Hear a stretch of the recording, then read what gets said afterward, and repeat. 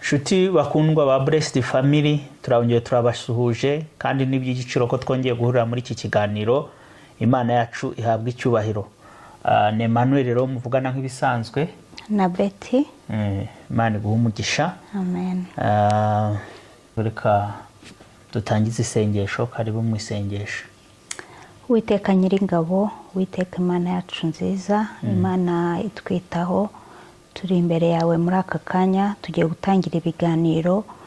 Turakwinginze kugira ngo uzubane natwe, reka umwuka wera aza tuyobore kandi aduhe umugisha aho turi aha hantu, ndetse n'abagiye kudukurikira n'abazadukurikira bose, abakunzi ba Blessed Family bose aho bari baherereye, ubiteho kandi ubahe umugisha. Twese kandi tuzi neza yuko ibi bintu tuba tuvugira aha hantu twese bizajya bitugirira umumaro, bikarushaho gutuma dukomeza gutera imbere mu nzira y'agakiza, ndetse no kumenya no gusobanukirwa muri iki gihe. Ibyo byose tuba tubyambaje tubyizeye kubidukoreye mu izina ry'umwami wacu Yesu Kristo.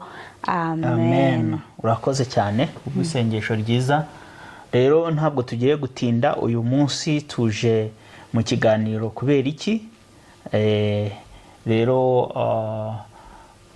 biko nk'ubisanzwe nk'uko dusanzwe tumenyereje abantu bacu abakunzi bacu, reka dutangire n'ijambo ry'umunsi. Kamwakire dusangize ijambo ry'umunsi. Murakoze kunyakira. Ijambo ry'umunsi ni ijambo rigufi cyane, ni ijambo twese tumenyereye, kubera yuko numvishe yuko tugomba kwibuka urukundo rw'Imana.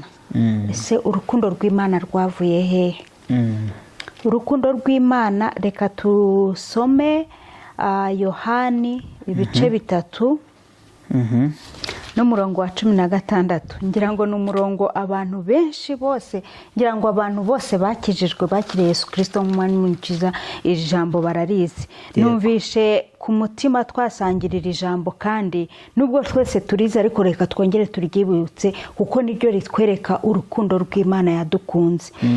Yohani 3:16 haravuze ngo kuko Imana yakunze abari mu isi cyane, byatumye itanga umwana wayo w'ikinege kugira ngo umwizera wese atarimbuka ahubwo ahabwe ubugingo buhoraho. Amen. Amen. Amen. Nibyo nababwiye nti iri jambo ni jambo turarimenyereye cyane. Ariko se birakwiriye yuko tujya turisubiramo tukongera tukaryibutsa? Yego birakwiriye. Kubera iki? Kubera yuko dukomeza kwibutsa urwo rukundo Imana yadukunze. Ese Imana itadukunda ngo iduhe umwana wayo w'ikinege? Ko mu ijuru ibintu byose byari byayoberanye, bashatse uwaza kugira ngo acungure ubwoko bw'Imana. Umuntu wese yareba muri icyo gitabo, yareba ibintu birimo, yareba ibyago bigomba kubaho kugira ngo uwo muntu aze gucungura abana b'Imana, buri umwe wese akagira ubwoba. Ariko Yesu Kristo arabireba, aravuga ati nta kibazo rwose. Imana imuhitamo, araza hano mu isi, yigira umuntu kugira ngo azaducungure. Araza umunsi wo kugira ngo aducungure. Yarababajwe, murabizi, yarakubiswe, yaratutswe, yaranzwe, yaragize gute, kugira ngo ibyo byose, uwo mubabaro wose awishiraho, ari kuzira ibyaha byanjye nawe. Ibyo byose urukundo Imana yakunze aba bantu, akunda abantu bari mu isi, ngo byatumye itanga umwana wayo w'ikinege. Ibaze rero, ngewe mfite umwana wanjye w'imfura, n'uwambwira ngo byibura ngo nimutangeho bamujyaneho umwaka umwe gusa, atari n'igihe cyose, reka ntibyanakunda. Ibaze nawe, n'uwakubwira ngo utange na murumuna wawe byibura da, atari n'umwana wawe wibyariye, noneho ampurisi umwana umwe w'ikinege, ntabwo ushobora kubikunda. Ariko Imana iremera, irababara, iravuga ati reka mutange njye gupfira bariya bantu.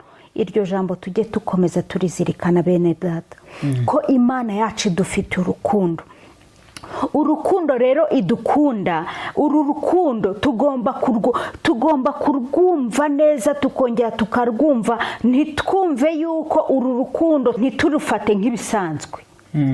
Kubera yuko iyo Mana yacu yararudukunze, tugomba gukomeza natwe kurwumva neza, tukarwumva neza kabisa, ku buryo urwo rukundo tukomeza kurukundana nk'urw'abana b'Imana natwe.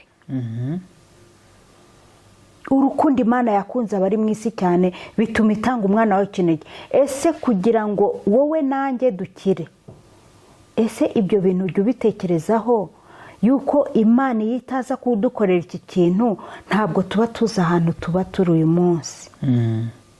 Ese tuba dushobora kuba twari twararimbutse, ariko Imana yagize neza, yaduhaye urwo rukundo. Reka urwo rukundo rero yaduhaye natwe tukomeze kurugaragariza n'abandi. Reka urwo rukundo rukomeze rusakare hirya no hino. Reka urwo rukundo wumve yuko niba Imana igukunze, ibi ngibi nta kintu ugomba kuyitura uretse kuyiha gusa, wowe ukayiha wowe wese, ukumva yuko Imana muri kumwe, urwo rukundo yagukunze itazagutererana n'umunsi wa rumwe, kandi uko utagomba kugira ubwoba igihe cyari cyo cyose, kuko Imana yemeye gutanga umwana w'ikinege, n'ibindi byose izabikongerera. Niko ijambo ry'Imana ritubwira.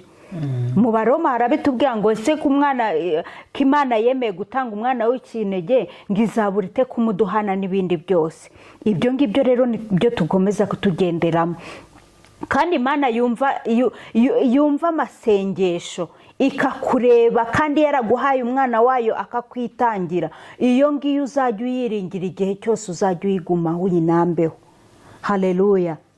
Muri uyu mugoroba twashatse kuvuga ngo reka tuvuge ku urukundo rw'Imana. Umuntu yaruvuga ibintu iba yaradukunze, ikaduha, ikatugerekeraho n'ibindi. Nibwo tuba tugomba gukomeza kwibuka umunsi ku wundi, kugira ngo iyo Mana yacu tujye tukubwira ngo ujye ukomeza kuyinambaho. Kandi urukundo iba yaragaragaje, urwo ni rw'ibishaka kugira ngo natwe tubonemo nk'abana bayo, kubera yuko urwo rukundo nirwo ruzatugeza mu ijuru. Imana yo mu ijuru tugirire neza bene data. Sinshaka gutinda muri byinshi, nashaka kugira ngo twongere twibutse urukundo Imana yadukunze igihe yaduhaga Yesu Kristo kugira ngo adupfire nk'umwami n'umukiza. Iryo jambo reka twongere turyibuke kandi ritugirire umumaro muri iki cyumweru. Imana yo mu ijuru bagirire neza kandi bahe umugisha mu izina rya Yesu Kristo watubambiwe. Amen. Urakoze cyane, ryari ijambo ryiza, kuko agakiza kacu gashingiye muri iri jambo. Urukundo Imana yakunze abari mu isi ntiyatuma duheranwa n'icyaha. Ubwo Satani yari amaze kwinjiza icyaha, ndavuga amaze kuzana gushuka Adamu na Eva, nkaho byari bibaye nkaho ibona ko birangiye, ariko Imana yari idufiteho umugambi mwiza. Iravuga ati nzohereza umwana wanjye agende abatambirwe, abe igitambo gikwiriye, igitambo kizima, igitambo nishimira, kugira ngo aba bantu ubu bwoko bwanjye bukire. Urakoze rero, kandi nukuri ayo maraso yamennye ku musaraba nk'igitambo aracyadukiza ibyaha. Nawe niyo waba ufite ibitukura nka tukutuku, niyo waba wumva ko ufite ibyaha birengeje kamere, ayo maraso arakoza, ayo maraso aragutunganya. Icyo ushinzwe gusa ni ukwemera Yesu agategeka ubugingo bwawe, akaba ari we ubuyobora. Ayo maraso akakwinjiramo, akakoza, akagutunganya, ukaba umwana w'Imana, ukagendera mu nzira Imana yacu ishaka. Imana yacu tugirire neza cyane. Urakoze kubwira ijambo. Haleluya. Rero uyu munsi turongeye turagarutse kubw'ikiganiro cyiza. Ni ikiganiro twasubitse ubushize ku birebana n'icya cumi. Abantu benshi bakomeza kubyibazaho, abantu benshi bakomeza kutavuga rumwe ku cya cumi. Abantu benshi babifata uburyo butandukanye. Ese wowe ukurikira Blessed Family, umunyamuryango wa Blessed Family, ujya wibaza icya cumi ni itegeko ry'Imana? Ese utagitanze ni icyaha kuri wowe? Mbese ubyumva yuko ugomba kugitanga, utagitanga bikakubera icyaha? reka twumve ibyo n'ubundi ibikurikira ibyo twarebye ubushize kugira ngo tumenye neza dusobanukirwe. Twarababwiye ngo ahangaha ni ukumenya, tugasoma, tugacukumbura, tukamenya ukuri. Hari ibintu byinshi tugenda kubera ko tutazi, kubera ko badusomera ndetse bakanadusomera n'ibyo bashaka. Hari ibyo basoma ariko bimwe ntitubimenye. Rero twaravuze ngo iyi cano izajya idufasha gukomeza gusoma no gusobanukirwa, ndetse tukashishikariza abantu gukora ubushakashatsi kugira ngo ntidutwarwe buhumyi, ahubwo dukomeze dushishikare tumenya kugira ngo turusheho guhugurana tumenya n'ukuri. Rero mwene data, reka tugusabe wongere utuyobore muri iki kiganiro. Icy'ubushize twabonye yuko abantu bagikunze, abantu benshi baraduhamagaye baratubwira ati rwose ati turumva ibi bintu dushaka kongera kubisoma, kubera yuko abandi reka twongere dutere agatebe twongere tubyumve neza, kuko turumva hari ukuntu dushaka kubisobanukirwa. Ugasanga abantu benshi nyamara bari bazi yuko icya 10 ari Maraki 3 gusa, ariko mu by'ukuri bagasanga hari ibintu byinshi bitandukanye kandi bivuga ku cya 10. Reka rero dukomeze no kugera muri iki gihe turaza kuza kurangiza twanzura buri muntu wese afata uburyo agomba kubaho mu bijyanye n'icya 10 mu gihe bitamucire mu buryo bitamucira urubanza. Karibu. Urakoze cyane. Nibyo koko ubushize twaraganiriye, kandi twagiye tubona n'abantu batubwira bati mwarakoze, hari ibintu bimwe tutari tuzi, ntabwo twari tuzi ko icya 10 burya natwe hari icya 10 natwe dushobora kujya kurya tukakishimira tukakibamo. So abantu bagiye bagira rero ibintu byinshi batubwira, ni nkaho ubona abantu bamwe biba bibakanguye, kandi mu by'ukuri ari ibintu dufite muri Bibiliya yacu. So turashishikariza abantu rero kuguma gusoma, kandi icyo tubabwira ni uko twese ujye usoma uko umwuka abasha kuguhishurira, aba ariko ukora mu ijambo. Ntabwo dushaka kukubwira ko ibyo tugusomera n'ibyo tugutegeka ngo ukore, ariko turagira ngo tuguhishurire ukuri, wenda kumutazi cyangwa se ukuzi mu busobanuro bwawe, natwe mu busobanuro dushobora gutanga.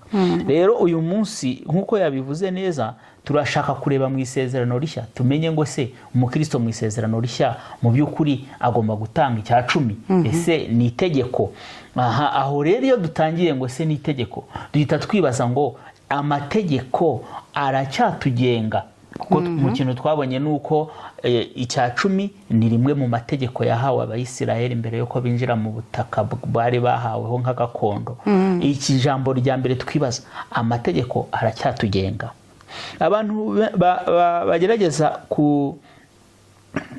kugerageza gusobanura iby'icya 10 cyangwa se bashaka kugendera ku mategeko, bakunda gusoma iri jambo riri muri Matayo 5:17 kugera kuri 20. Nabisoma nihuse, uraza kumfasha kugenda nsoma andi magambo mutera agatebe. Uyu munsi turasoma amagambo menshi, kuko amagambo ijambo ry'Imana ni ryo ryonyine dushobora gusoma kurusha ibyo navuga nsobanura. Matayo 5:17 kugera kuri 20 aravuga ngo mwitekereza ko naje gukuraho amategeko cyangwa ibyahanuwe, sinaje kubikuraho ahubwo naje kubisohoza. Kandi ndababwira ukuri yuko ijuru n'isi kugeza aho bizashira amategeko atazavaho inyuguti imwe cyangwa agace kayo gato, kugeza aho byose bizarangirira. Nuko uzica rimwe ryo muri ayo mategeko, naho ryaba ryoroshye hanyuma y'ayandi, akigisha abandi kugira batyo, mu bwami bwo mu ijuru azitwa mutoya rwose. Ariko uzayakora akayigisha abandi, mu bwami bwo mu ijuru azitwa azitwa mukuru. Kandi ndababwira yuko gukiranuka kwanyu ni kutaruta uko abanditsi n'abafarisayo, mutazinjira mu bwami bwo mu ijuru. Imana yacu tugirire neza. Rero hari abantu baravuga bati aya n'amagambo Yesu yavuze ubwo yari ari gukora ikigisho, ikibwirizwa cyo ku musozi. Ibice 5 bya Matayo bigize ikibwiriza yabwirizaga. Aha hantu yari ari kubwira abantu arababwira, yari amaze kubabwira ibintu bigiye ngo harababwira ngo haranditswe ngo, yagendaga ababwira ngo haranditswe ngo mwibuke ko byanditswe ngo, cyangwa se mwumvise ko abakera babwiwe ngo, cyangwa se mwumvise ko handitswe ngo, akagenda ababwira ati ariko ngenda babwira. Abantu baje kubisoma bitonze baraza gusanga icyo gice hafi aho ngaho y'ibyo bice 17 gutangira icyo agenda ababwira uko byari byanditswe cyangwa uko byabiye basekuruza, ariko akababwira ati nanjye ndababwira gutyo. Ariko abonye ko ari kubabwira ibintu bashobora kuba yaravuze ati bashobora kumva yuko nzanye ibindi bintu bishyashya byo guhindura amategeko, wenda bikaba confusing. Ahita ababwirira ijambo, arababwira ati mwitekereza ko naje gukuraho amategeko cyangwa ibyahanuwe, sinaje kubikuraho ahubwo naje kugira gute kubisohoza. Mu yandi magambo, isezerano rya kera n'amategeko n'iby'abahanuzi bavuze byose byabayeho kugira ngo bidusohoze kukuza kwa Yesu Kristo. Naje kubisohoza. Ayo mategeko yabayeho kugira ngo ayobore ubwoko bw'Imana mu gihe barimo mu isezerano rya kera, mu gihe cy'amategeko, ariko Kristo azaje kubisohoza. Ni ukuvuga ngo gusohoza, fulfill mu Cyongereza, ni ukuvuga ngo ni kugera ku kintu wifuzaga cyangwa se wasezeranyijwe, cyangwa se wa predictingaga cyangwa watekerezaga ko cyabaho kikabaho. Ubwo ni ukuvuza icyo kintu kibayeho. Ni ukuvuga ngo yaje kubyuzuza, yaje kubirangiza ibyasezeranyijwe, ibyo abantu bari bategereje, yaje kubishyiraho akadomo cyangwa se kubyuzuza mu yandi magambo, cyangwa se kubigeza aho byagombaga kugera ku ndunduro yabyo. Turi kumvikana aho.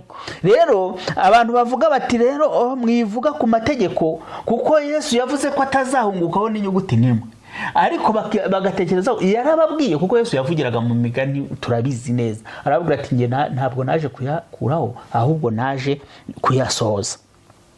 Yari ari kwigisha by'amategeko nkaho wumva ari ufite style, nkaho ari mushya waje. Uri kumva? Iyo usomye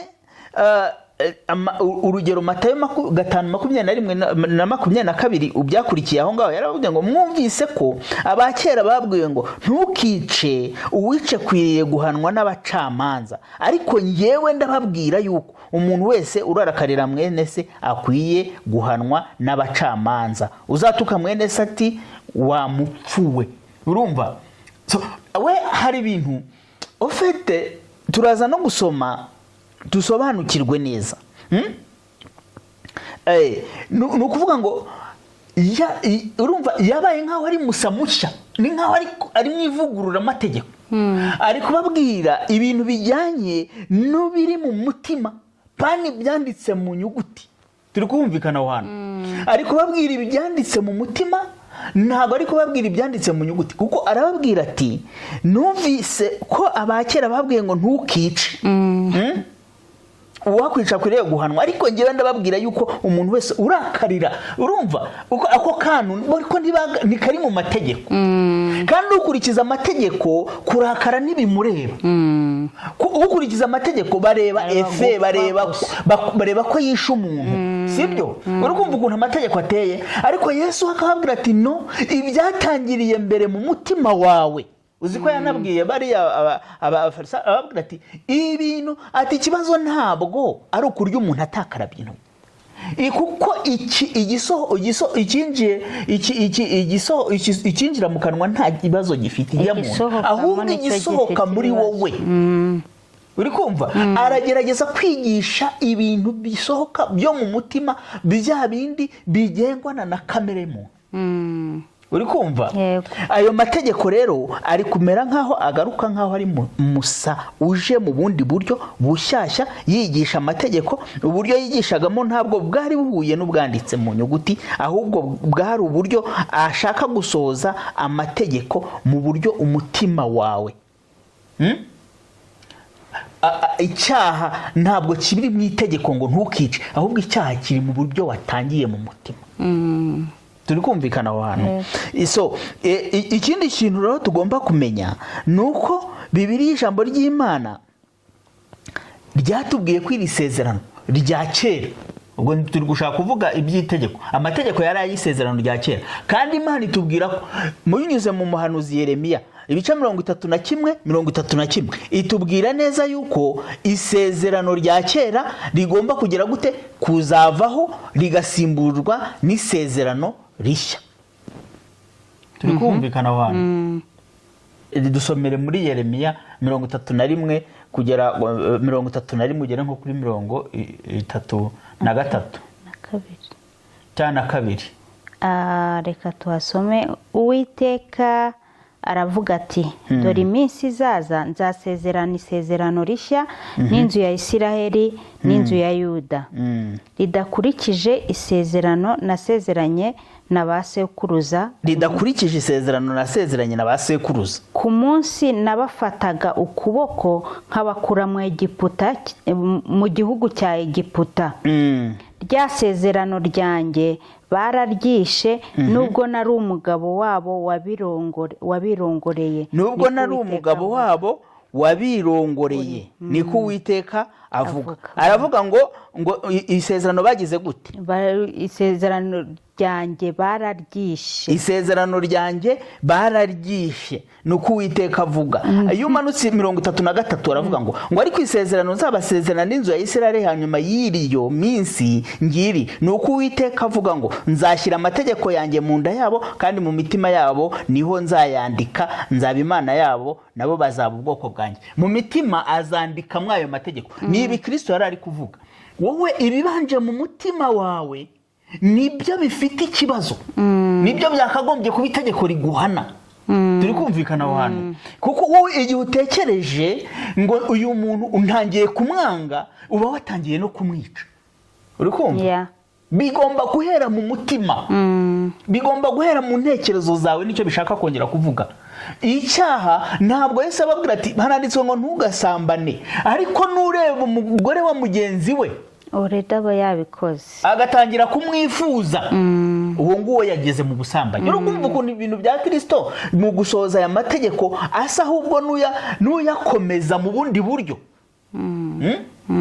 Ariko noneho akavuga ati amategeko yanjye azandikwa mu mitima yabo. Aha nashaka kuvuga yuko Imana ubwayo yivugiye ko isezerano rya kera izagira gute, izarihindura.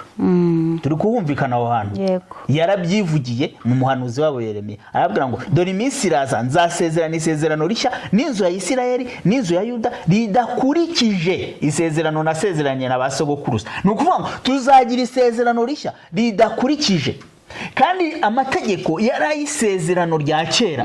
Ni ukuvuga ngo tuzagira isezerano rishya ritari gukurikiza amategeko nk'ayo twari dufite mu isezerano rishya rya kera. Aha ndacyasobanura yuko abantu badubwira ngo turagendera mu mategeko kandi bidashoboka, kuko amategeko nayo isezerano rya kera, kandi Imana yavuze ko igomba kugira gute amasezerano. Byari bigoye.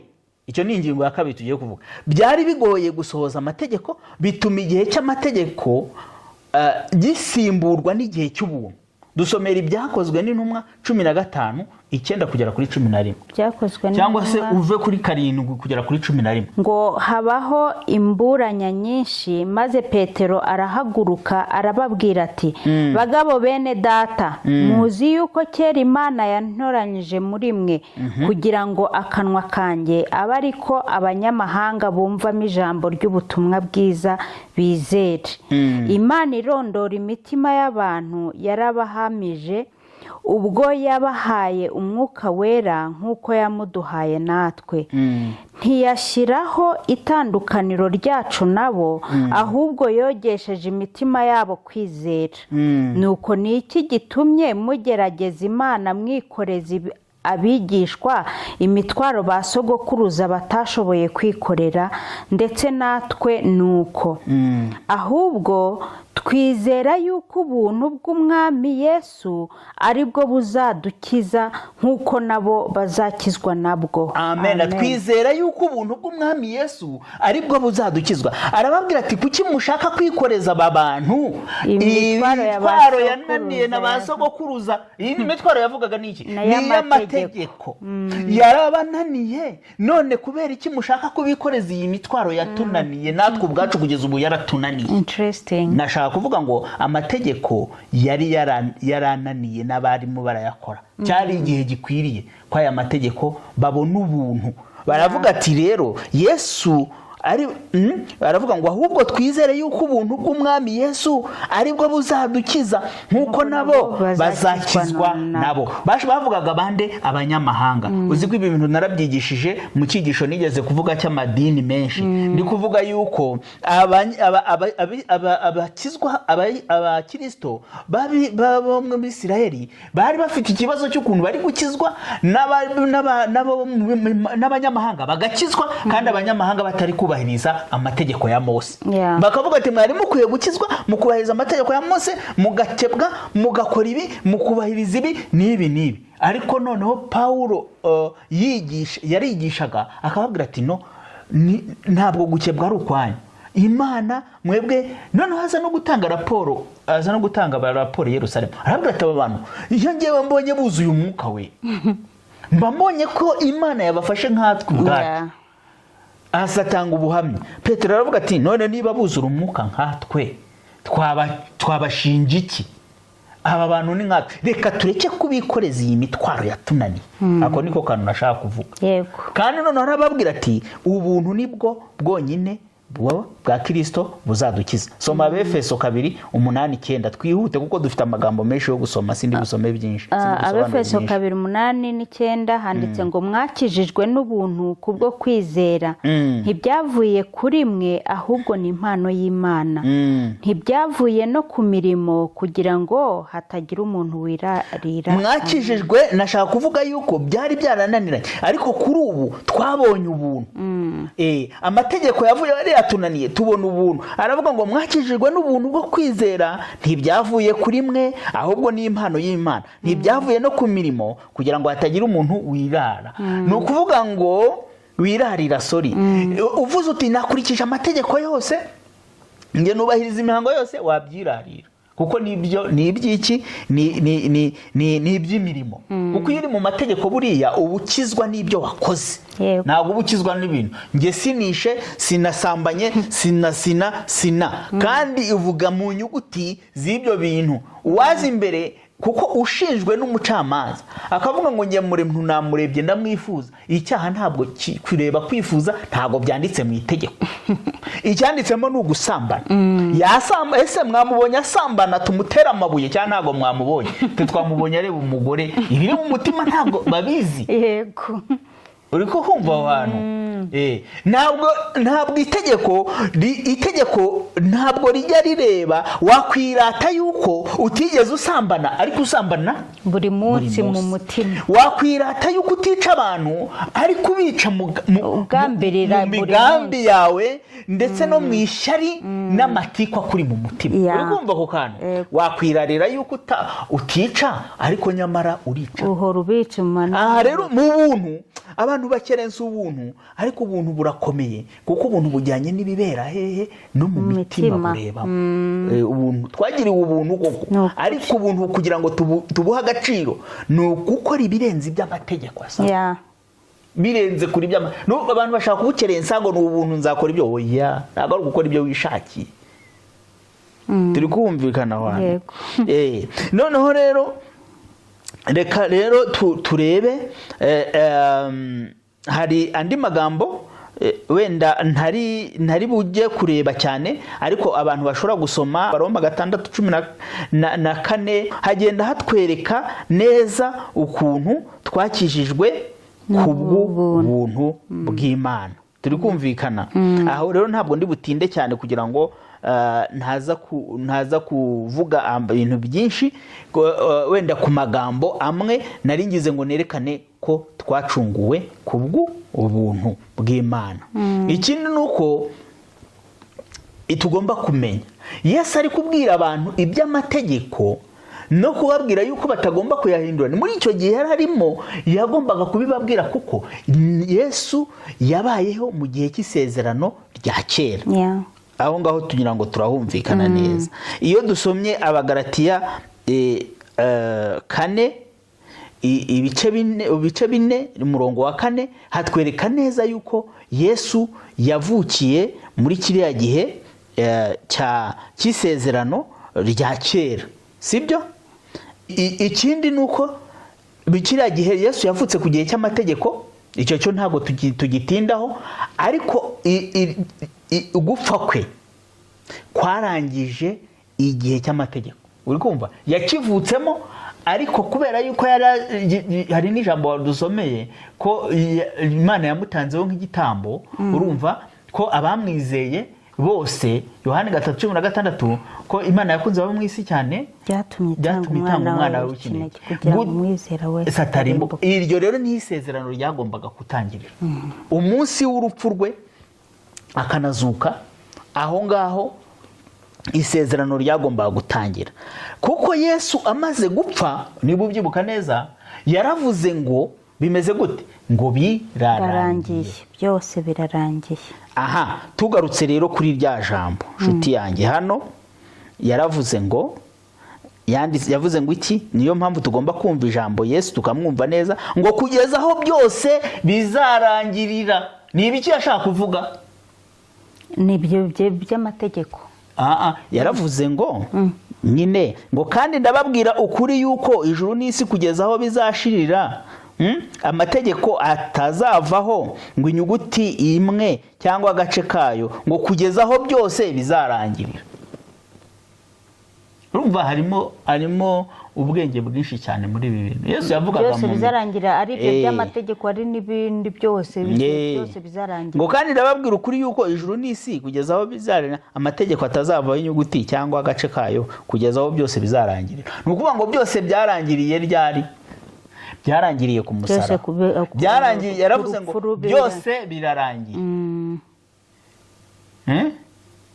Hari uburyo Yesu yavugaga, yaravuga ngo byose birarangiye ku musaraba. Soma Yohani 19:28 kugera kuri 30 wumve. Ngo hanyuma y'ibyo Yesu amenye yuko noneho byose birangiye, agira ngo ibyanditswe bisohore rwose, niko kuvuga ati mfite inyota. Hari hateretse ikibindi cyuzuye vino isharira, nuko benda sipongo yuzuye iyo vino isharira, bayishyira ku rubingo barayimusomesha. Yesu amaze gusoma iyo vino aravuga ati birarangiye, acurika umutwe, umutima uraca. Hari uwakwibwira ati birarangiye kuko yamaze kubona yuko byose bigize bite? Birangiye. Kandi yarababwira ati kugeza igihe byose bizagirira gute? Bizarangirira. Amaze kubona ko byose birangiye, agenza gute? Araca. Iyo usomye rero Mariko 15:37-38, ngo maze Yesu avuga ijwi rirenga, umwuka urahera, umwenda ukingiriza hera cyane w'urusengero utabukamo kabiri, uhereye hejuru ukageza hasi.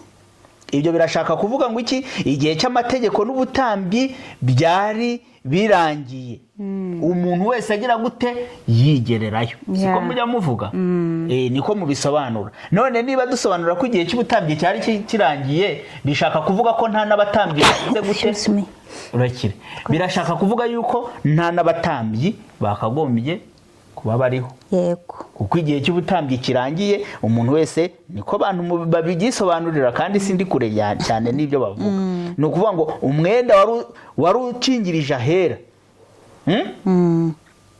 wari utabutsemo. Nyuma y'uko avuze ngo birarangiye, araca, umwenda wari ukingirije ahera uratabuka.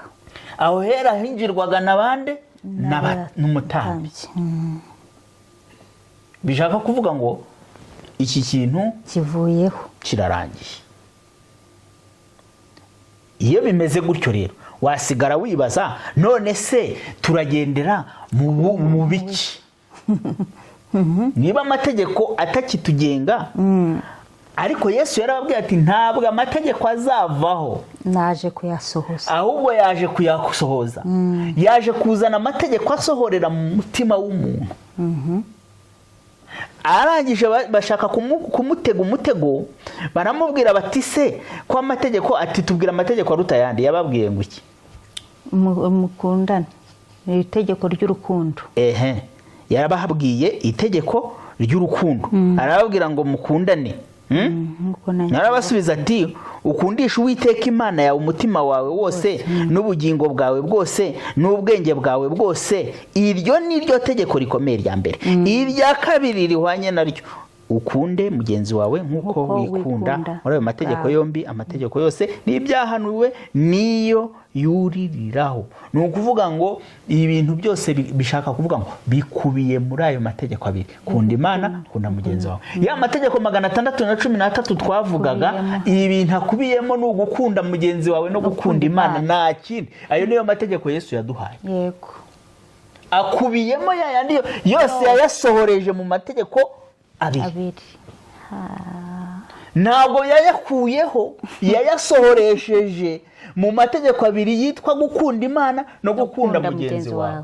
Noneho kandi arongera akajya anayasesengura rimwe kurinda, akababwira ati jye simvuga gutya, simvuga ngo wice, ntabwo mvuga ngo kwica mugenzi wawe, ahubwo njye ndavuga ngo niba wanamutuka mubikoze byose. Ni naho n'intumwa zagiye abamukurikiye nka Pawulo atubwira ati dore imirimo ya kamere iragaragara niyi: gukora ibiteye isoni n'iby'isoni nye no kugomanwa n'ishyari. Akatubwira imirimo ya kamere nyine ibera mu mutima. Turi kumvikana abantu. Yesu yaje kuyakomereza, kuyasohorera muri iya ngaya abiri. Dufite muri twese dufite ko umwuka dusobanurira. Rero reka dusome Abagalatiya 6:2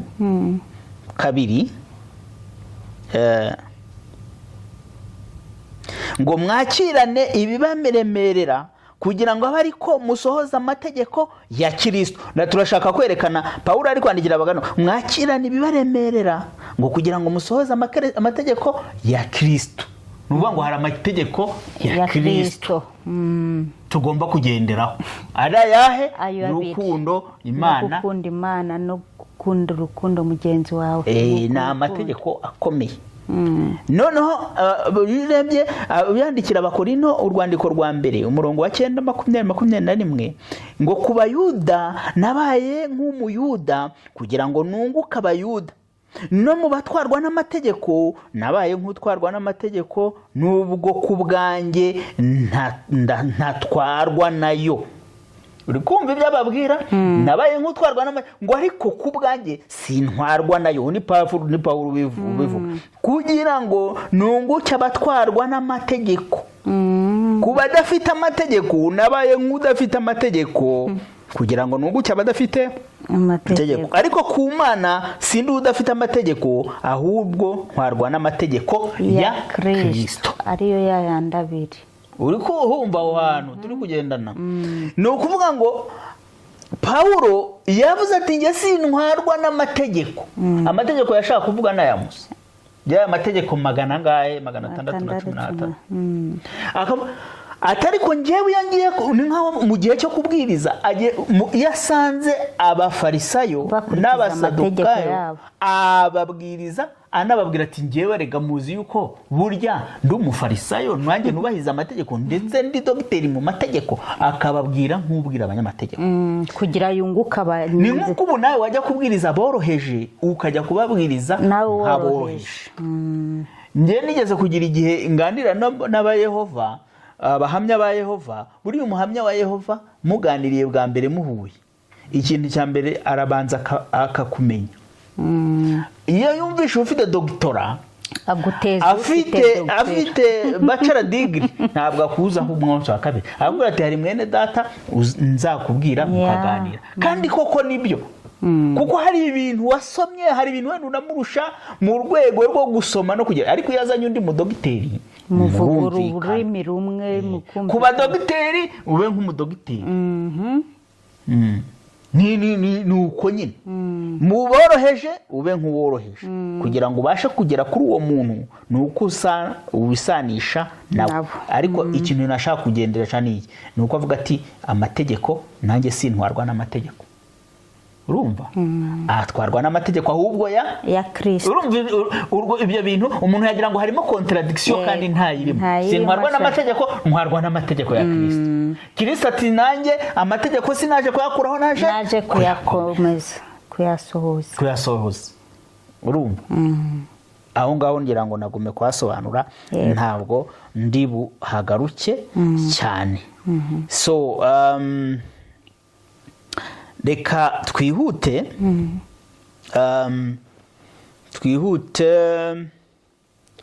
turebe ibijyanye n'abatambyi. Nari nabikomejeho, nta batambyi bo mu isezerano rishya.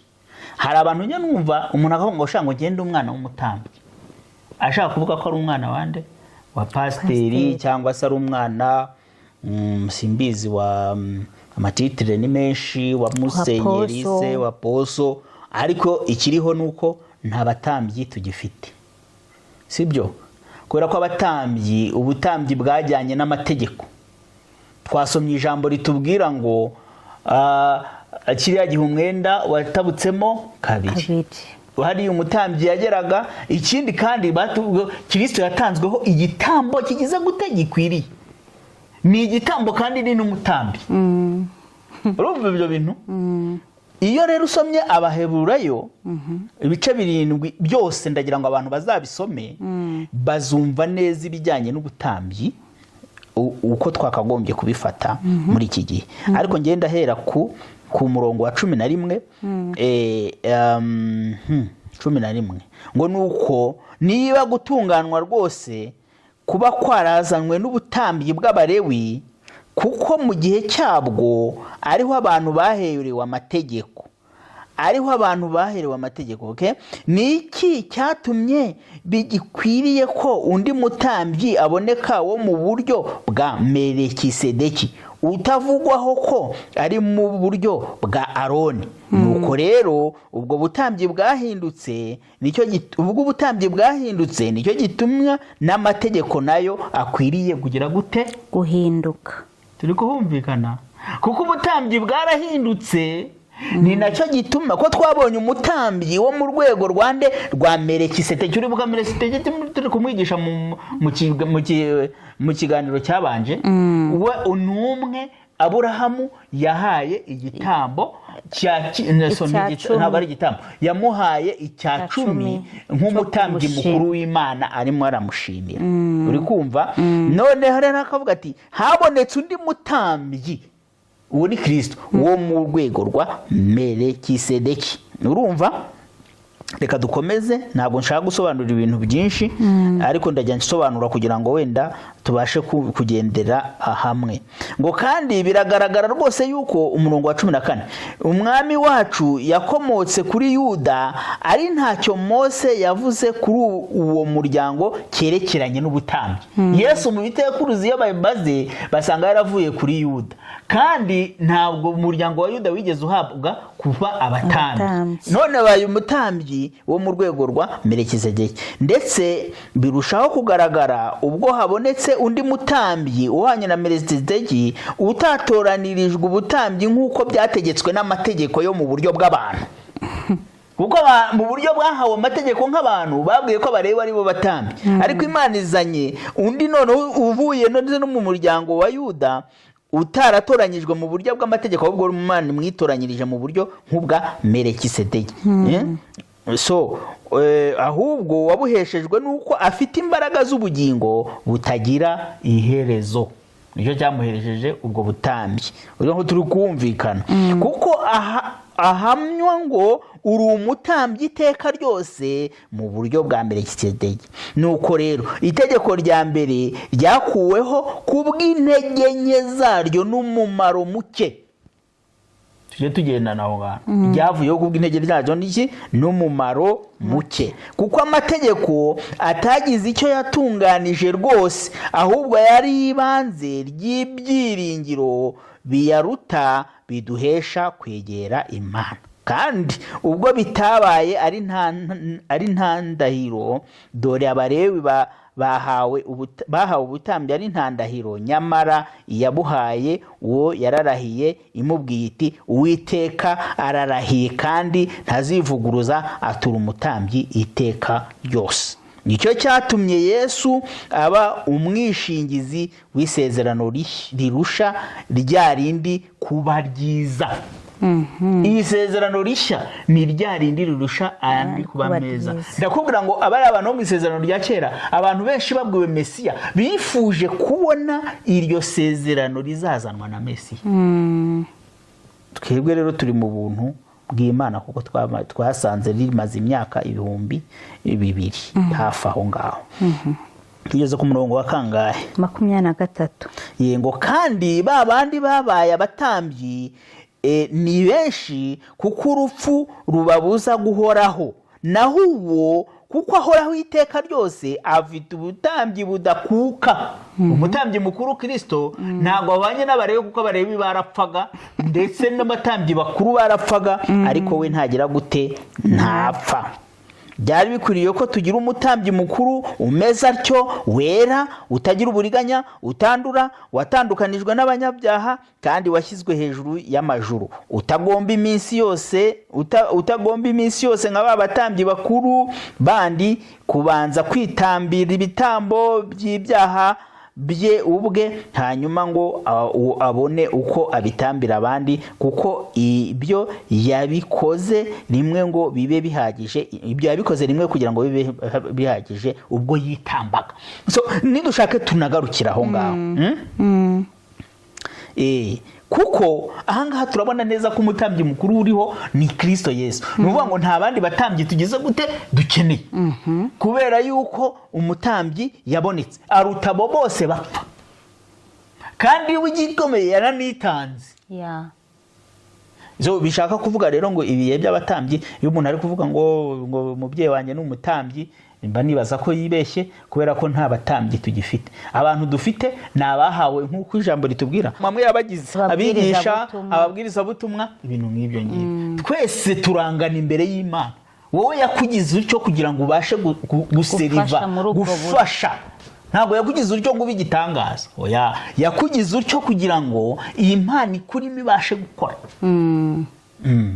Ubashe gukora nk'umwigisha, nk'umubwiriza butumwa, nk'umupasitoro, kubw'Imana wahawe. Ariko ntabwo ari we kugushyira hariya hejuru ngo ugire ibintu by'ibyirato bya hano ku isi. Of course Bibiliya tubwira ngo ubahwa yubahwe, ariko mu by'ukuri twese turi urugingo ruseriva, nta rugingo ruruta urundi. Turi urugingo ruri gufasha mu mubiri wa Kristo Yesu. Turi kubyumvikana? Yego. Aho rero nari ndimo ndagerageza gusobanura ikijyanye na ririya jambo yuko tutakiri gutwarwa n'amategeko. Amategeko yari mu gihe yarajyanye n'ubutambyi. Tubamvuye ati amategeko niba ubutambyi butagiriho n'amategeko yarajyanye nabyo, nayo ntabwo akiriho. Iri ni ijambo riri kubitubwira. Rero nicyo dushaka kuvuga, tugashaka kuvuga ko Kristo atigeze abeshya, kubera ko yavuze ngo byose kugeza byose birangiye. Twabonye ko byarangiye ku musaraba, avuga ati byose bigize gute, birarangiye. Ariko amategeko nabwo sinaje kuraho, ahubwo naje kuyasohoza, ayasohoreza mu mategeko abiri y'urukundo rw'Imana. Noneho ibyo byose bikabera mu mutima, kuko Imana yavuze ngo nzashyira amategeko mu mitima yabo. Yeremiya 31:34 ngira iyo bigeze aho hepfo. Uri kumva? Aho rero turajyanye neza. Noneho ikindi, iyo tumaze kubona ko iyo nerema ya mbere y'amategeko, ko amategeko n'Abalewi bagihabwa ko batagihari, urumva? Ikindi rero tuba dufite ni ikihe? Ni ukwerekana ati icya 10 ko twabonye cyari gifitanye isano na gakondo y'Abisiraheli. Ubu twebwe ko twahawe turacyari muri iyo gakondo.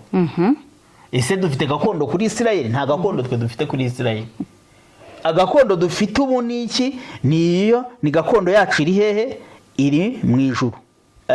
Iyo ubirebye neza ugasoma Abagalatiya 4:26, havuga ngo iki? haravuga ngo ariko Yerusalemu yo mu ijuru niyo mugeni niyo mama wa twese. Ariko Yerusalemu yo mu ijuru niyo mugeni niyo mama wa twese. ni ukuvuga ngo ntabwo tugifite gakondo ya hehe. Ndashaka kukubwira ngo ntabwo tugifite gakondo yo muri Isiraheli. hari abantu bajyayo bakajya no kuzana n'ubutaka bakaza no kwirirwa bagurisha abantu ubutaka. Ibyo ni ibintu biri inyuma, ni ibintu by'inyuma. Ntabwo tugikoresha buriya butaka, si ubwacu. Kuki abantu simbizi umuntu akazana ubutaka kujya kubugurisha abantu? Ibaze, iriya ntabwo ari gakondo yacu. Ni byiza ko yari gakondo y'Abisiraheli, turabyemera, ni n'ibintu bikwiriye, sibyo? Ariko ntabwo tugomba kuvuga ngo gakondo ngo nsajye ubutaka ngo mubufate mubugure abandi akabugurisha akajya muri Yorodani ati Yesu yabatirijwe amazi akayazana reka abantu bakayagura. Ntabwo turi muri ibyo bintu, kubera ko tuba tutasomye ngo dusobanukirwe. Ntabwo turi muri Yerusalemu iriya hariya, ntabwo duhuriye. Iriya yari abahayihawe mu isezerano ryabo kugira ngo Imana isohoze ibyo yagomba gusohoza. Twebwe rero gakondo yacu ni iyihe? Mu ijuru. Ni mu ijuru. Ibyo abantu bagomba kubimenya. Ntabwo ngewe rwose ntiwakwiriye guta umwanya wawe unyigisha ngo uje kumpa ubutaka, kuko je kumpa mfite ijambo. Reka dukomeze.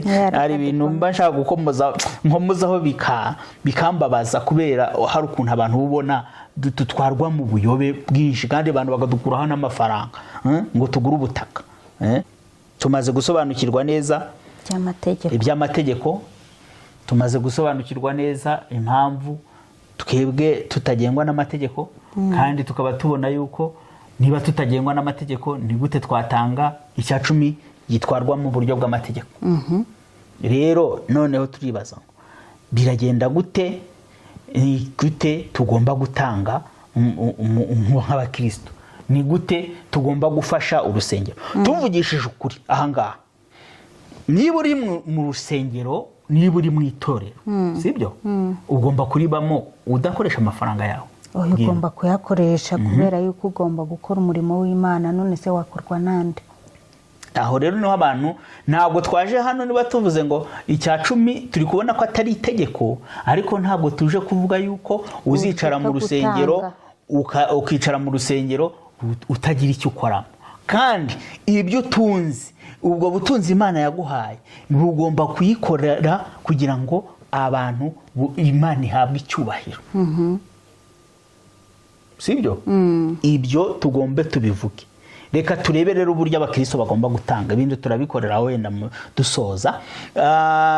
Niba rero tugomba gutanga, turaguma tubirebere mu ijambo ry'Imana. Turebe abakristo ba mbere ibo icyo bakoraga. Nidusoma ibyakozwe n'intumwa 2:43 kugera kuri 47 na 4 kuva kuri 32 kugera kuri 37, turabibona neza biri clear. Urabidusomera ko abakristo ba mbere batangaga byose bakabisangira, bazanaga byose bakabisangira. Ngaho soma tumwe. Ibyakozwe n'intumwa 2:43 kugeza kuri 47 aravuga ngo abantu bose bagira ubwoba, nuko intumwa zikora ibitangaza n'ibimenyetso byinshi. Abizeye bose babaga hamwe bagasangira ibyabo byose. Babaga hamwe bakagira gute? Bagasangira ibyabo byose. Ubutunzi bwabo n'ibintu byabo barabiguraga bakabigabanya bose nk'uko umuntu akennye. Kandi iminsi yose bakomezaga kujya mu rusengero n'umutima uhuye n'iwabo, bakamanyagura umutsima bakarya bishimye, bafite imitima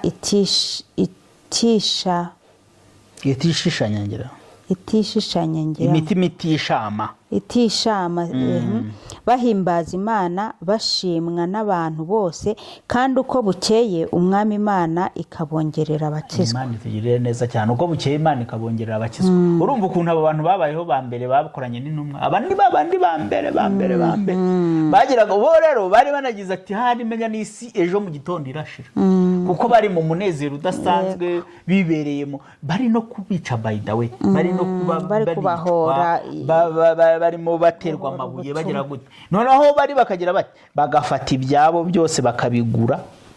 Aba bantu bazanaga ibyabo byose nta na kimwe kibuza. Wari uvuze ngo dusome na 4:32 ngo abizeye bose bahuzaga umutima n'inama, kandi nta n'umwe wagiraga ubwiko ku kintu, ahubwo byose barabisangiraga, kandi intumwa zagiraga imbaraga nyinshi zo guhamya kuzuka k'umwami Yesu. Nuko rero ubuntu bw'Imana bwinshi bukaba kuri bo bose. Nta mukene wabagamo, kuko abari bafite amasambu bose cyangwa amazu babiguraga bakazana ibiguzi by'ibyo baguze bakabishyira intumwa, nazo zikabigabanya abantu, umuntu wese agahabwa icyo akennye. Urumva aba bantu barasangiraga, buri muntu akagurisha n'ibye, noneho akanabizana abantu bakabigabana, ngo buri muntu wese nawe bakakugenera. Ariko bari bameze neza n'ukuri. Wezo babizana iki gihe abantu. Uyu munsi wa none ubu ibintu biherereye kuri bamwe, abandi barakennye barapfa nabi. Urumva abantu bakareba uko abandi bababaye, bakazana ibintu bakabigira gute, bakabisangira. Aho ngaho turahumvikana, bakabisangira. Ananiya na Safira baragize gute, bagurishije babona ati umunya twakuvuga, bavuga make, baza bavuga make. Petero yaravuga ati nyamara ibintu ko ari ibyanyu murabeshera iki? Bagiraga ngo basigazeho bagiye gutanga duke ari two bagabanya. Sinshaka kwigisha cyane, ahubwo ndashaka ngo duhugurane hano hantu tutavuze amagambo menshi. Basangiraga byose, murumvishije yuko umuntu yagurishaga akabizana bakabigabura bagendeye kuko bose ibyo uko bameze. Uri kumvisha hari umuntu uzukizana ibyo byose kandi aba mbere turi kurebera. Reka dusimbuke mu gihe cya Paulo, hari igihe bigeze gukangurirwa gufasha abakristo bene wabo b'abakristo b'i Yerusalemu. Yababwiye ngo iki? Yarababwiye mu Bakorinto ba mbere ibice 16 umurongo wa mbere kugeza ku wa 4. So ibintu yababwiye bari gukangurirwa ngo Abakorinto ba mbere 16:1 kugeza kuri 4 ngo ibyerekeye ku byo gusonzanyiriza abera impiya nk'uko bategetse amatorero y'i Galatiya, aba ariko namwe mukora. Ku wa mbere w'iminsi 7 hose umuntu wese muri mwe abikiwe ibimushobokera nk'uko atunze, kugira ngo ubwo nzaza ataba ariho impiya zisonzoranwa. Kandi ubwo nzasohora abo muzashima nzabatuma mbahaye inzandiko, kugira ngo abe ari bo bajyana iby'ubuntu bwanyu i Yerusalemu.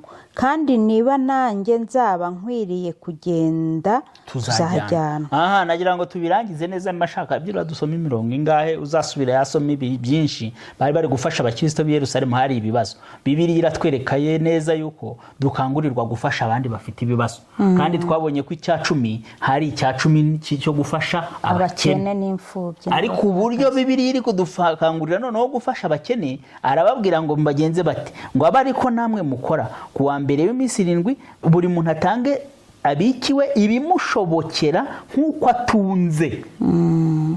Nk'uko atunze. Umukire atange byinshi, umukene atange bike nk'uko ugize gute utunze.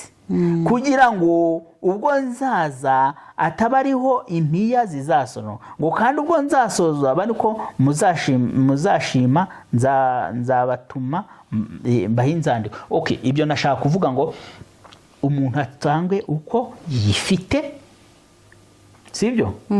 Bimushobokera uko atunze. Ibintu byo gufasha abakene, iyo urebye Abagalatiya ibice umurongo wa 10, yarandikiye Abagalatiya aravuga ngo ariko hariho kimwe banyongereyeho, nuko twibuka abakene, kandi ibyo nari nsanzwe mfite umwete wo kubikora. Yarari kwibutsa abantu ati nanjye icyo banyongera nuko twibuka abakene. Durasabwa, ijambo riradusaba mu byo dutanga kwibuka abakene. Ikindi dusabwa nk'abakristo bo muri iki gihe, dusabwa kandi gufasha abigisha inkuru nziza. Iyo dusomye Matayo 10 ibice 9 kugera ku 10, dusomere. Haravuga ngo ntimujyane izahabu cyangwa ifeza cyangwa amakuta mu mifuka yanyu, cyangwa imvumba y'urugendo cyangwa amakanzu abiri, cyangwa inkweto cyangwa inkoni, kuko umukozi akwiriye ibimutunga. Kuko umukozi akwiriye ibimutunga. Imana yacu tugirire neza cyane. Umukozi akwiriye ibimutunga.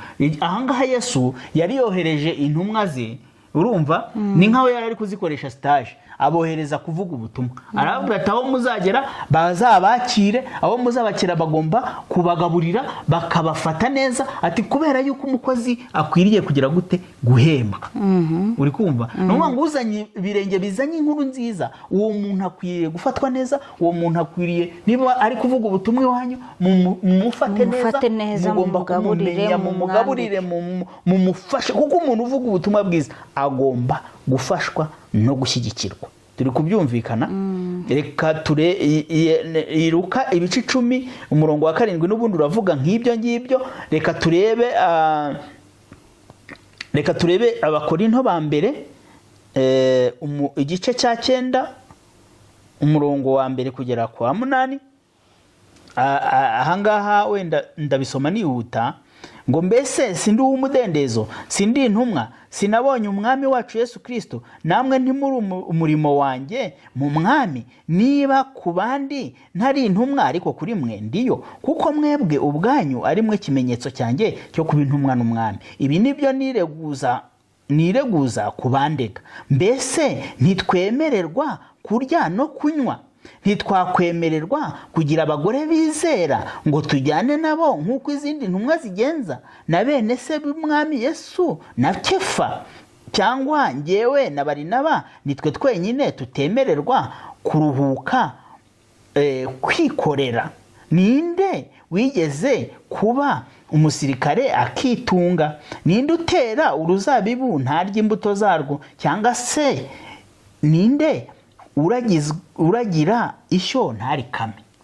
Ahangaha hari mwarabaza. Mbese ibyo bivuze nk'umuntu gusa, cyangwa amategeko nayo ntavuga atyo? Byanditswe mu mategeko ya Mose ngo ntugahambire umunwa w'inka ihonyora ingano. Umunwa w'inka, inka iri guhura cyangwa ifasha guhura, kuyizirika, bakayizirika kugira ngo itaza kurya ku ngano. Uri kumva? Ni nko gufata umuntu uri kubyaza abantu agakiza, niba nabo babayeho ku buryo batanamu icyo bamuha. Ariko Paul ariko ababwira ati njyewe nibyo nireguza, nakagombye kuba nkora gutyo. Urumva? Ntago ariko akora. Yavuga ati nakagombye kuba niba ndi umusirikare, hari umusirikare witunga ntazanirwa ibyo kurya, siko ubibona? Uri umusirikare wa Kristo, niba urukorera Kristo, wakagombye kubona ibyo kurya bivuye muri uwo murimo nk'umusirikare, nk'uko atitunga. Byanditswe mu mategeko rero ko ntawe uhambira iminwa y'inka ihonyora ingano. Mbese inka nizo Imana yitaho gusa, cyangwa se yarabivuze ku bwacu? Si ugushidikanya, byanditswe ku bwacu, kuko umuhinzi akwiriye guhinga afite ibyiringiro, kandi umuhinzi akwiriye yiringira kuzahabwaho. Mbese ubwo tubabibyemo iby'umwuka, ntibikwiriye ko tubasaruramo ibyo gutunga umubiri? Nibyo ari kubabaza. Abandi ko bafite ubwo butware kuri mwe, nkanswe twebwe.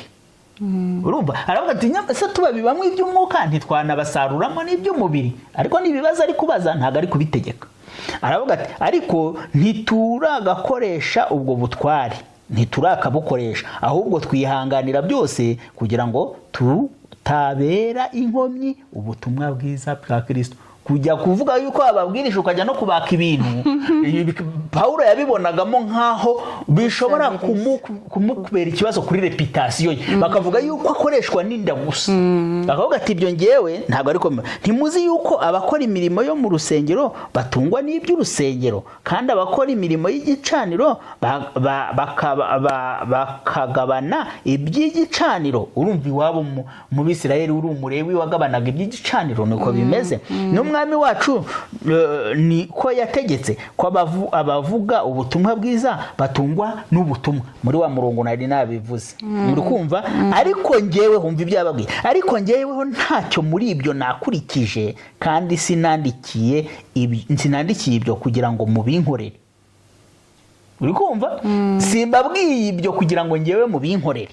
Ibyambera byiza ahubwo ni uko napfa.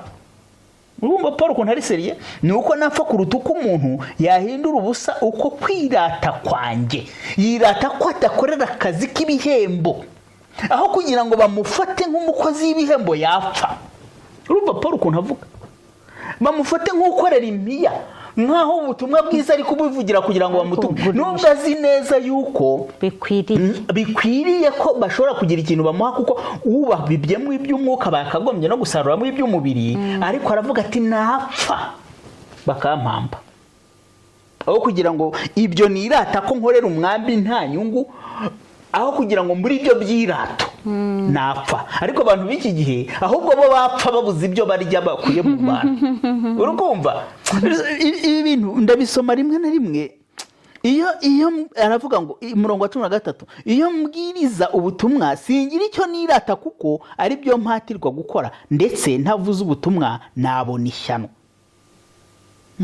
Iyo mbirimo mbikunze ndagororerwa, ariko iyo mbikora ngo nonwa mbitewe gusa nuko mpawe ubusonga nzagororerwa iki? Nuko rero iyo mvuga ubutumwa mbuvuga ku buntu, ntakurikije rwose ubutware bwanjye n'ububwiriza butumwa. Abivuga ku buntu.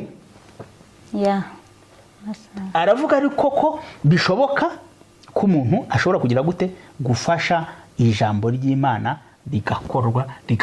Aravuga ko nta cyaha kirimo ko umuntu yafasha uvuga ubutumwa bwiza. Rero igisigaye ni iki? Tumaze kubona, dufashe umwanzuro twavuga ngo twamaze kubona ko icya 10 kitagendera ku mategeko, tutagitanga ko tutagendera mu mategeko. Ariko nubwo bitameze gutyo, twamaze kwemezanya nuko hari ibyo tugomba gukora aho tuba. Tugomba gufasha abakene, tugomba gufasha kureba uburyo abavuga inkuru nziza. Niba akora full time, ni ukuvuga ngo nawe nta yindi gakondo, niba nta bindi akora, ariko hari ukumvikana kuko kwabayeho ko hari abantu bagomba gukora full time. Abo bantu bagomba kugira ikintu bagira gute bahembwa. Ibyo tugomba kubyumva. Ubusabane nabwo insengero zakagombye kubutekereza. Turi kumvikana kuko niba icya 10 cyari kiriho kugira ngo abantu basabane barye, twakagombye no ko mu nsengero tugere uburyo tugira uko tubaho, tukanasabana, tukagira igihe abantu bagira ote bagasabana. Rero icyitonderwa ni iki? Itorero giye uko mbyumva kuri ngi ryakagombye kugira uburyo buboneye bufasha umurimo w'Imana gukorwa. Si ukuvuga yuko abantu umurimo w'Imana uzakorwa kuko batanze icya 10 cy'amategeko, hoya. Ahubwo umurimo w'Imana izakorwa kuko abantu bamaze kumva ko gutanga bifite umumaro, kandi gutanga ari byo by'umumaro kurusha ibindi byose. Urukumva?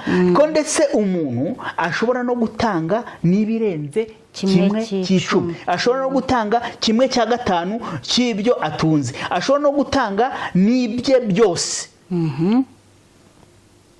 Turi kumva? Ushobora kuko bakisa mu itorero rya mbere baragurishaga bakazana ibyabo byose bakabigabana. Rero uko itegeko ryo muri iki gihe riratubwira ngo uko Paulo yahuguye abantu, buri muntu azana uko ayifite kandi anezerewe. Ntitugomba gutanga kuko turi kwikiza, kuko nta tegeko rituriho, ahubwo tugomba gutanga kugira ngo umurimo w'Imana ukorwe. Sibyo? Tugomba gukora umurimo kugira ngo izina ry'Imana rirusheho guhabwa icyubahiro. Yego. Tuzi ko guhabwa bitanga umugisha, ko Paulo yavuze byakozwe n'intumwa 20:35, gutanga biruta guhabwa. Reka dutange, niba ari abakene dutange. Dushobora gutanga byinshi. Imana ijambo riratubwira ngo ababibye byinshi bazasarura byinshi. Nubiba dukeya uzasarura ubusa kubiba duke kandi ufite ibyo kubiba nabyo ntacyo. Noneho hari umupasiteri umwe wari uri kwigisha ku cya cumi akavuga ati nanjye nemera ko atari amategeko, atari ko icya cumi ni uburyo buri feya, ati dushobora gukurikiza bugatuma buri muntu wese ari feya agatanga ibintu biri feya. Noneho nanjye nkavuga nti ese niba avuga ati ko icya cumi kiri feya, nabwo ntabwo ushobora gusanga kitari feya. Uti kubera iki? Niba mpembwa nge nawe duhembwa 10,000, ukaba ufite abana 7, nkaba mfite abana 2, twese twamara guhembwa tugakuraho 1/10, none se ubwo byo biri feya? Wowe ugiye gutunga dépenses z'abantu 7 mu muryango, ngiye gutunga dépenses z'abantu 2, none se ubwo biri feya? Ntabwo biri, nabyo biri feya. Yashatse kubijustifia, aravuga ati no, ati umukene ukamenya ko atanze icya 10 ku bukene bwe, n'umukire agatanga icya 10 ku bukire bwe, noneho bikaba biri feya ku bantu bose. Ariko mushobora kuba munangana ntibibe feya kubera uburyo muri bube mwayo mafaranga. Bene data, ibingibi turi kubivuga, ngewe impamvu mvuga nuko nzi yuko hari abantu bazi ukuri turi kuvuga hano ariko batabasha kukuvuga kubera ko systeme banize banafite na doctora bandusha no kumenya ibi bintu, ariko kubera yuko systeme bakoreyemo badashobora kuza ngo bayisenye. Badashobora kuza ngo babwire abantu burya ibintu twababwiraga ntago ari byo, reka tubikore gutya, byagorana, byabateza ibibazo. Bimaze imyaka myinshi babikoresha. Hari abandi nabo bashobora kuba babizi ariko bakavuga se twakuraho indi finance mu bintu tubikoze ko bibategeka bikabasunika bikabatera ubwoba mu mutima, twazakuraho ubundi buryo. Ariko Imana izironkera umuntu niyigishwa gutanga, akamenya ko gutanga azatanga uko agatanga kandi ikintu gifite umumaro, ndetse azatanga na byinshi n'ibisumba bino, anezerejwe nuko bigiye gukora umurimo. Ikindi, hari ubwo twigisha umuntu avuga ngo ntabwo ngushinzwe kumenya ngo ibyo ngo watanze ngo icyo bigomba gukora.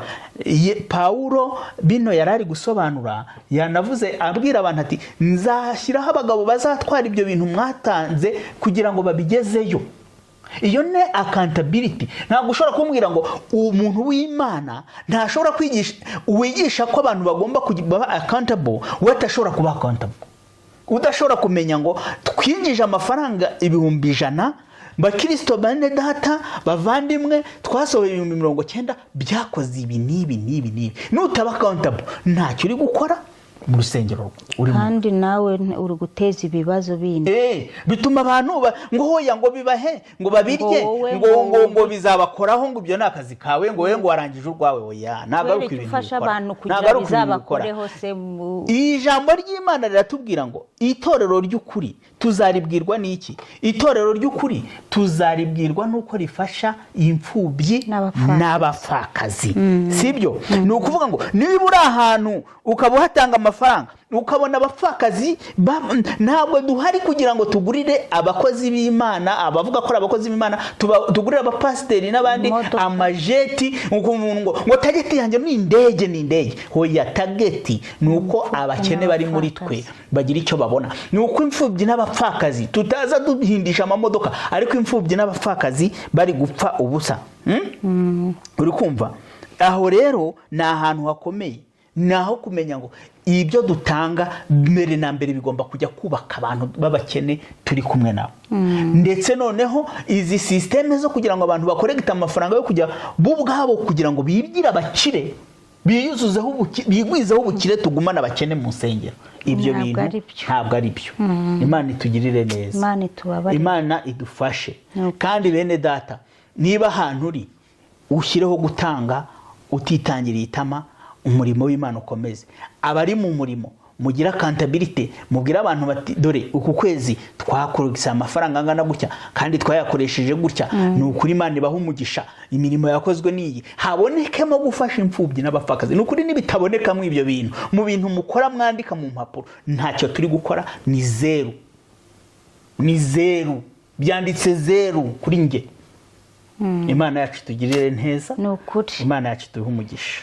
ya urakoze cyane nubwo ibi bintu byari birebire cyane ariko byari bikwiye kugira ngo abantu bazihangane babyumve kugira ngo basobanukirwe ndetse hakurweho n'urwo rujijo n'urungabangabo rutuma abantu bakomeza kwicira imanza mu mitima yabo ngo maybe ngo sinatanze icya 10 cyangwa se ngo byagenze gute. Oya, gutanga icya 10 rwose uzajya ubohoka utange n'umutima ukunze, utange kubyo ufite. Nta Imana izaguza ngo ingije kuguhana ngo kubera yuko utatanze icya 10 bitewe nuko nawe uhagaze. Siko bimeze. Kandi ikindi ugomba kumenya yuko niba ufite ibintu byinshi nutanga urusengero rw'Imana rutera imbere, nutange n'uwo mupfakazi azabona iki nawe aronkeho, iyo mfubyi igira ikibonaho. Uwo mukozi w'Imana wirirwa ari kugufasha, ari gufasha abandi, ari kugira gute, nawe abona ikimubeshaho. Niba ari full time, ariko niba ari muri business, yigaruka ngo aze muri business ngo aze ngo akorekte n'andi mafaranga, ngo azafate n'amafaranga hariya yagatunze imfubyi n'abapfakazi. Aho ngaho nabyo ntago byaba bisobanutse. Rero bene data, reka duhagarikira ikiganiro cy'uyu munsi. Niba hari ikibazo cyangwa igitekerezo rwose ni karibu, kugira ngo twese twavuze ko ari uguhugurana. Rero ibi bintu reka bijye bitugira umumaro twese. Ubwo rero naho ubutaha reka duvuge ngo Imana yo mu ijuru ikomeze bagirire neza kandi beteho. Ciao ciao. Shalom shalom.